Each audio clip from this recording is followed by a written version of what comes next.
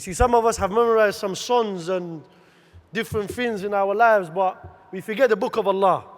And before I go any further, I'd like to ask you a question. 3 questions. You already know this. Everywhere I go, I have to ask this question. And I want the roof of this place to come down, inshallah. And are you ready, yeah?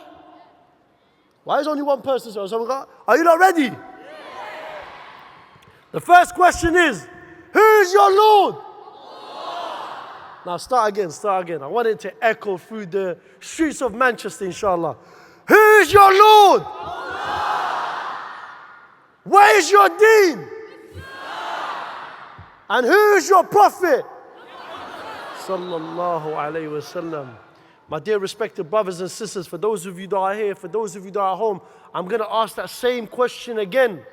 But I want every single one of you to close your mouth. And I want you to answer it while your mouth is closed. Who is your Lord? Where is your deen? And who is your prophet?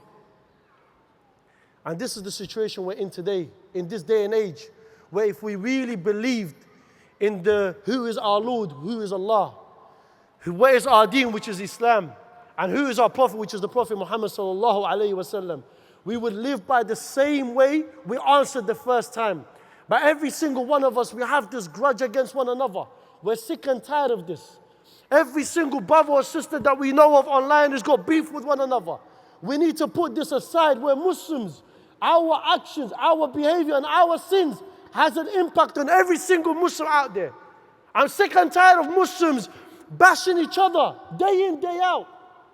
Grow up. Be a Muslim. Know what it takes to be a Muslim. We're sick and tired of this. Are you not? And some of us, we live by this green card like we are going to get to Jannah. Wallah al-Azim, we're far from that. We need to change our ways. The change starts today. You probably had an intention to not even come here today. Rectify your intention, inshallah, where you walk away from this event to better yourself in every aspect. Someone asked me a question at one of my events, and he said, yeah, Ayman, what made you fall in love with the Quran? I said, I'm going to be honest with you. I fell in love with the Quran through the Prophet Muhammad sallallahu alayhi wasallam, because he was described as a walking Quran. The moment I fell in love with the Prophet, this is something that you don't need to understand. Well, wherever the Quran touches, blesses. The Quran came down on a month. It became the month of Ramadan. It became the best month of the year. The Quran came on a day. Laylatul Qadr became the best of nights during that month. The Quran touched the Prophet Muhammad sallallahu alaihi wasallam, and it was allocated to him, not any other prophet, but him. And what did he do? It made him become the best of creation. And this is your prophet. This is my prophet sallallahu alaihi wasallam. I understand we live in the West. And do you know while we live in the West, we have watered down the Islam to benefit our desires. You see, the Tabi'een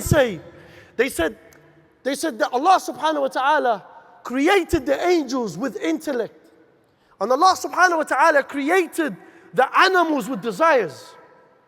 And also Allah subhanahu wa ta'ala created the insan with both the intellect and the desires. If we follow our desires, that's going to get us become to the low of the low like the animals.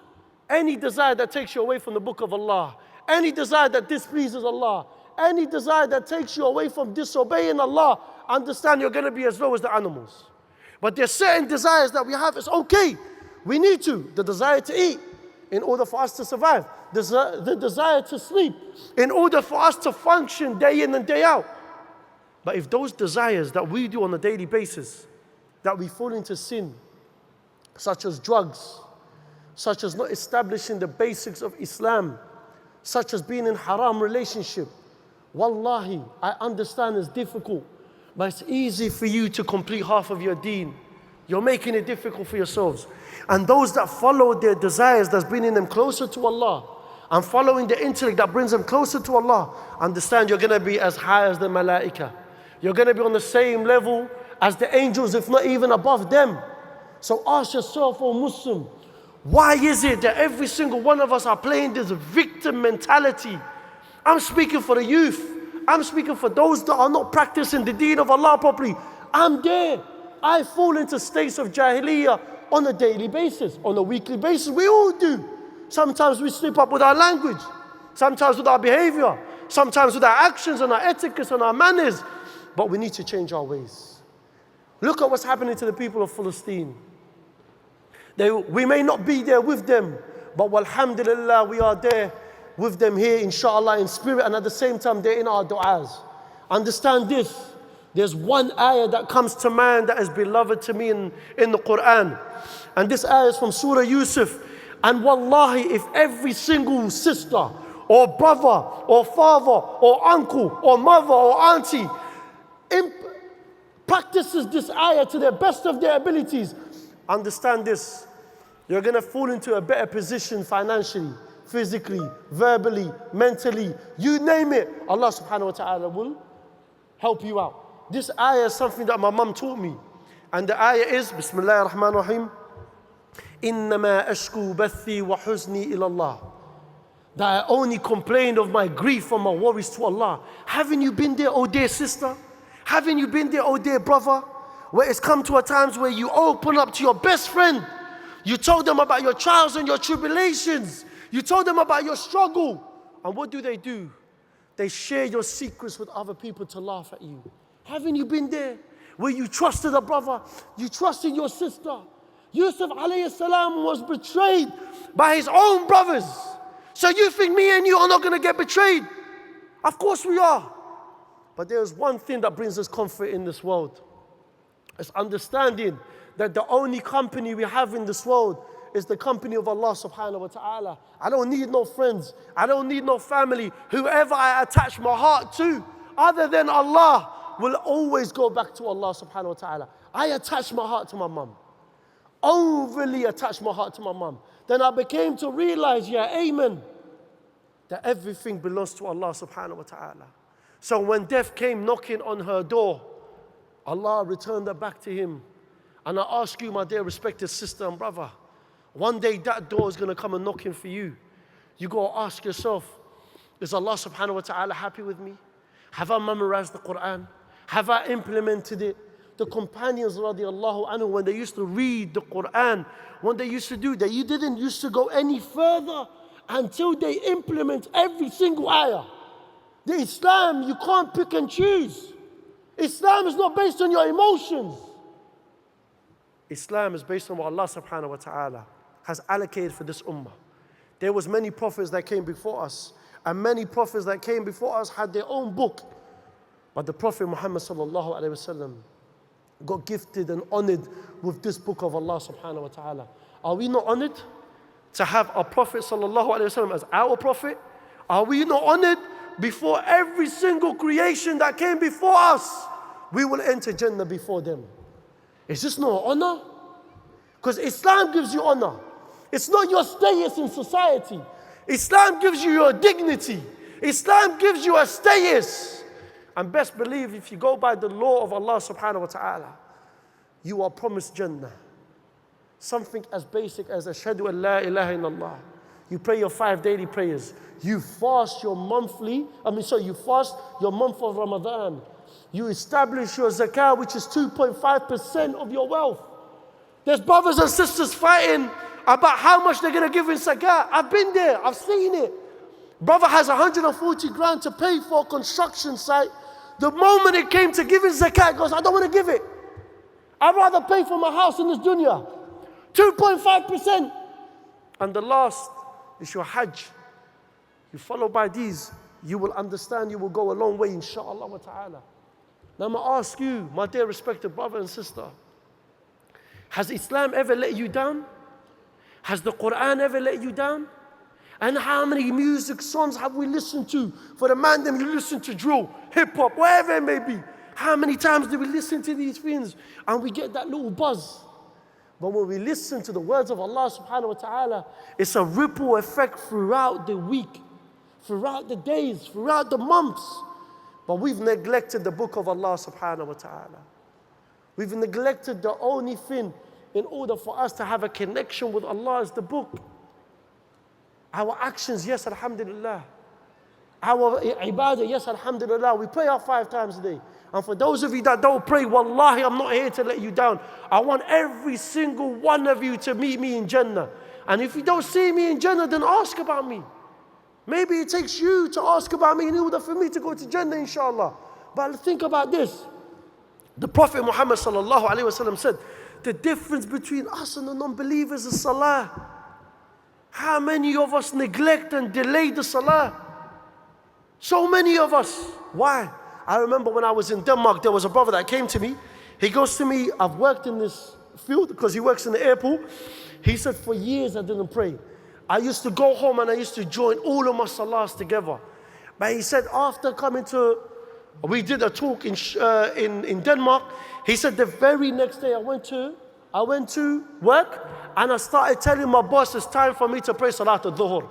It's time for me to pray Salat al-Asr. He said, wallahi, in years of my life that I've worked with him, the same boss, the moment I started doing that, he started showing me more love and respect. You see what happens when you put Allah subhanahu wa ta'ala first?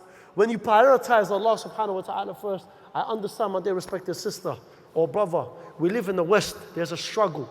The struggle is that every single thing is attacking Islam. What's the best way for you to show everyone that you come across and that you don't come across that Islam, it is a gifted and honored religion to follow? It's through your actions.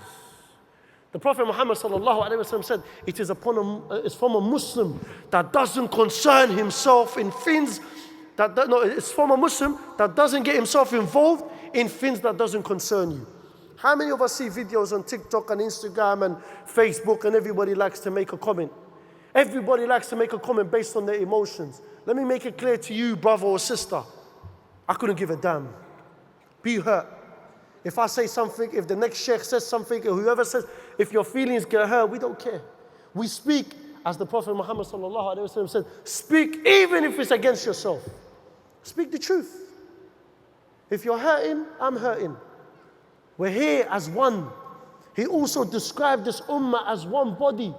If you, my sister, or you, my brother, is hurting, understand I'm affected. If the ummah is bleeding, we're all bleeding. You already seen what's happening. It is time for us to make a change. Wallahi, the best way I fell in love with the Quran was through the Prophet Muhammad sallallahu alaihi wasallam. I read about his struggles. This is a man that when he was born, he never even had a father.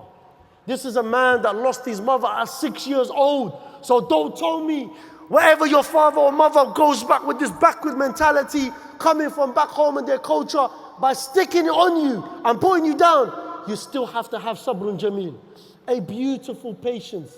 I've had Muslims that have just come to the deen of Allah subhanahu wa ta'ala and have told me, I still have to, what ways can I do in order for my parents to become a Muslim? I tell them it's something simple. What you need to do is make da'wah come out of your speech, your actions and your character. They don't even need to read the book of Allah first and foremost. Let your actions be the biggest da'wah. You see, we're Muslims by default. We were brought up in this world. Our families are Muslim. So we naturally, by default, we follow their ways. I remember there was a time in my life when I used to pray salah because it was a habit. Because I was taught from young, I need to pray the salah because it's a habit.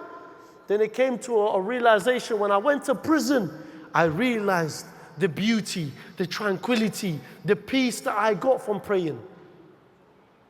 And alhamdulillah, once I started doing that, every single salah that we pray should be like our last salah. I know my sisters are struggling with hijab, but we don't put them down. And some brothers want to go out of their way by putting them down. Brother, what about the hijab of the brothers? Your character is your hijab. Your aura is your hijab. Your etiquette and your manners is your hijab. So don't ever get onto sisters because wallahi, we've met sisters on the road while giving da'wah that don't establish the hijab. And they know better Quran and have better tajweed than me and you put together. And I know sisters that finish the Quran. Yes, they may not wear or practice the abaya, but they finish the Quran every 3 days. But when was the last time we as men finished the Quran? We're so busy pointing fingers at people. But we have to sometimes judge by what is apparent. And what is apparent, Islam has been kicked to the side. Islam has become secondary. We need to make Islam our priority. We need to make the book of Allah subhanahu wa ta'ala our priority. We need to make sure that whatever we do, inshallah wa ta'ala, to please Allah to our best of our abilities. And if you're struggling, keep that struggle between yourself and Allah. إِنَّمَا أَشْكُو بَثِّي وَحُزْنِي إِلَى اللَّهِ. That you only complain of your grief and your worries to Allah. And this is what you need to do, inshallah wa ta'ala.